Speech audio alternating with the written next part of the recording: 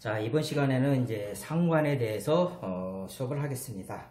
상관이라는 것은 관을 손상시킨다, 상하게 한다, 이런 의미로 해서 상관이라고 부릅니다.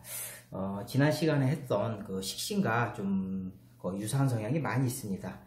식신은 조금 음적 관점이라면 상관은 양적 관점에서 좀 더 활발하고 좀 더 거칠고 드러나는 게 좀 더 빠르다, 어떤 이런 의미가 들어있고요. 기본 작용력으로는 역시 식신과 유사한 서비스인데요. 여기는 영업, 홍보, 마케팅, 그 다음에 언변, 그 다음에 소위 말하는 눈썰미, 센스, 상대를 간파하는 능력, 또 봉사심, 이런 것이 기본 작용력으로 쓰입니다. 그래서 식신은 어떤 전문적 기능, 기술, 재능성이라면 상관은 영업 또는 언변. 그래서 상관적으로 하면 말로. 그래서 강사 같은 경우 어떤 스타일이 말로 많이 하는 거, 영업하는 거, 기술, 식신과 이런 좀 차이들이 좀 구분이 져지는 거죠. 그 다음에 역시 기본적인 성격을 본다면 상관 역시 적극적이고요, 부지런하고요, 또 파격적입니다. 관을 깨기 때문에, 관이라는 것은 정관이거든요. 정관이라는 것은 기존의 틀이란 말이에요. 우리가 말하면 룰, 사회적으로 보면 법도, 예절, 관습, 이런 것들을 깨는 게 상관이에요. 그러니까 상당히 파격적이죠. 그래서 상관이 심하면, 흉작용으로 쓰이면 기존의 어떤 법을 무시하는 거니까 편법, 불법, 이런 것들을 많이 쓰는 거고, 그런 것들이 어떤 이 상관의 작용력으로 이해하시면 됩니다. 그 다음에 이제 육친관계를 본다면,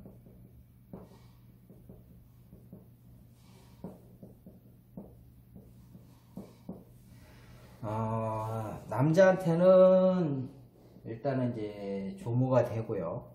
그 다음에 손녀도 되고, 일반적으로 쓰는 것은 후배나 제자. 이건 일반적으로 쓰이는 거예요. 여자한테 가장 많이 쓰이죠. 자식. 그래서 상관은 음양이 다르니까 아들이다 라고 표현하는데, 저번 수업에도 얘기했지만 그것이 꼭 맞지는 않습니다. 현실에서 아들 같은. 그 다음에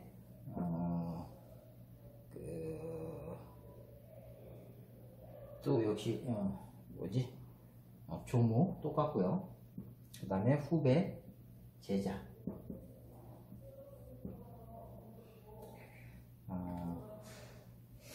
저번에 질문해 보니까 임신에 대해서 아들 성별을 어떻게 얘기했는데, 일단 힌트를 하나 드린다면, 상관딸이 임신을 하게 되면 아들이에요. 그럴 가능성이 상당히 높습니다. 그래서 임신이라는 것은, 임신에 대해서 이제 성별을 질문들을 많이 하니까 사실 선생님들이 그런 고민을 많이 해서 여러 가지 이론들이 좀 많이 있는 걸로 알고 있어요. 그래서 부선망이냐, 모선망이냐, 이런 것부터 시작해서 각 많은 이론들이 있는데, 일단은 제가 볼 때는 임신 시점에 성별이 결정나는 거기 때문에 언제 임신하느냐에 따라서 아들, 딸이 구분될 가능성이 상당히 더 높아 보입니다. 자, 이제 기본적인 작용력, 성격, 육친관계를 했다면 늘 하던 이제 음양관계죠. 그래서 길작용, 흉작용으로 이제 다시 구분을 하는 겁니다. 길이라면 영업, 홍보, 마케팅, 언변, 센스, 이런 것들이 상당히 뛰어나죠. 그 분야에서 상당한 재능을 발휘하겠죠. 그러니까 강사라면 언변성이 뛰어나, 그래서 인기 강사가 돼요. 그래서 상관들이 강사로 많이도 진출도 하는데, 이쪽에서 상관을 잘 쓰면 상당한 인기 강사로서 잘 나갑니다. 또 영업력으로 쓴다면 영업력이 뛰어나, 언변성이 뛰어나고 상당히 그런 부분에서 또 좋은 결과를 내봅니다. 그래서 대표적인 게 뭐냐면 상관생재예요. 식신생재랑 같은 의미예요. 재를 만드는 능력이 뛰어난 거예요. 재는 돈도 되고 결과물이라고 했죠. 결과를 만드는데 뛰어난 작용력을 갖고 있습니다. 식신생재보다 더 활발하게 움직입니다. 왜? 상관이 양이니까. 그 다음에 역시 봉사심이 좋고요. 그 다음에 육친관계를 보면 자식복이 있다, 후배복이 있다, 제자복이 있다, 이런 것들은 길작용에 당연히 들어가겠죠. 반대로 흉작용이라면 영업력이 뛰어난 게 아니겠죠. 뛰어날 줄 알았더니 홍보 마케팅이 뛰어난 게 아니고, 언변성도 그렇고 성격도 적극적이지 못하고 오히려 상관 견관의 관에서도 얘기했었죠. 관을 보는 것, 상관 견관, 볼견자를 써서 그래서 관을 봐갖고 관을 손상시켰다는 얘기예요. 이런 어떤 안 좋은 작용을 일으키는 거죠. 별을 그려본다면 이게 비겁이라면 여기가 식상이라는 상관이에요. 그럼 여기가 재고 여기가 관성입니다. 상관이 관을 치는 거예요. 정관은 상당히 중요한 글자 중에 하나입니다. 그래서 고서에 보면 정관은 지켜야 할 글자라고 이렇게 표현된 경우도 있는데 그게 무조건 절대성은 아니지만 상당히 중요하다는 의미를 갖고 있어요. 그래서 관을 깼을 때, 정관을 손상시켰을 때 나타나는 흉작용으로는 아까 얘기했듯이 규범을 깬 거니까 심한 경우에는 사회에서 도태되는 거고요. 국가에서 도태될 수도 있겠죠. 그 다음에 조직에서도 도태되는 거고, 또 여자가 관은 남자도 되죠. 여자 입장에서는. 그럼 남자를 쳐내는 거니까, 조절하는 거니까 부부관계가 뭔가 원만하지 않을 가능성이 상당히 높고요. 관의 입장에서 보면 상관이 뭐예요? 칠살이에요. 그러니까 여자의 말과 행동이 남자 입장에서 뭐야? 칠살. 괴롭고 억압하고 간섭하고 힘들게 하고 이런 것들을 관은 세게 느낀다는 얘기예요. 상관의 입장에서만 보지 말고 관의 입장에서 본다면 상관이 칠살이다. 이렇게 좀 포괄적으로 보는 연습도 이제 슬슬 시작을 합시다. 상관이 여기서 이제 길신이면 종교, 예술, 언론, 강사, 검사, 검찰 이런 전문직 중에도 유명하다. 같은 얘기고요. 식신하고 상관이 영업성이라고 했죠. 근데 관을 조절하는 거니까 또 다른 의미로 본다면 상관을 잘 쓰는 직업이 대표적인 게 뭐냐면 언론이에요. 기자 같은 관을 통제하는 거야. 대중을. 그러면 우리가 쓰는 관은 뭐예요? 정치죠. 정부들. 정치인들이 가장 두려워하는 게 언론이에요. 그래서 정치인들은 언론을 자기 편으로 만들고 싶고 언론을 탄압하고 싶어 해요. 그래서 언론과 정치가 짝짝꿍이 되면 문제가 심각하죠.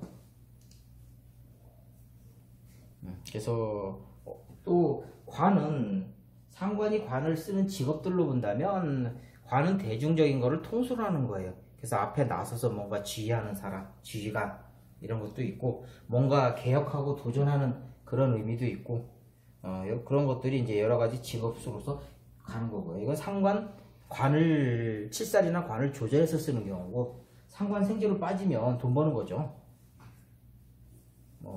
그래서 대부분의 그런 큰 보통의 상관 생재 직업들은 자영업군이 좀 많이 들어있죠. 그 다음에 이제 기타 상황에서 보면 특히 아까 했던 얘기인데 상관이 퇴거하면 여자 입장에서는 관을 극하기 때문에 수절 가부 명키 어렵다 이런 이제 고서에 보면 이런 얘기가 나옵니다. 이 얘기는 뭐냐면 관이 견디질 못한다는 얘기예요. 그래서 심하면 관이 죽는다.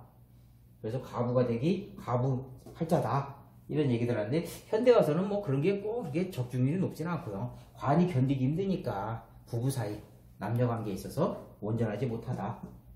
그래서 관이 자꾸 트러블이 많거나 못 살겠다고 이혼하거나 이럴 가능성이 상당히 높다는 얘기예요.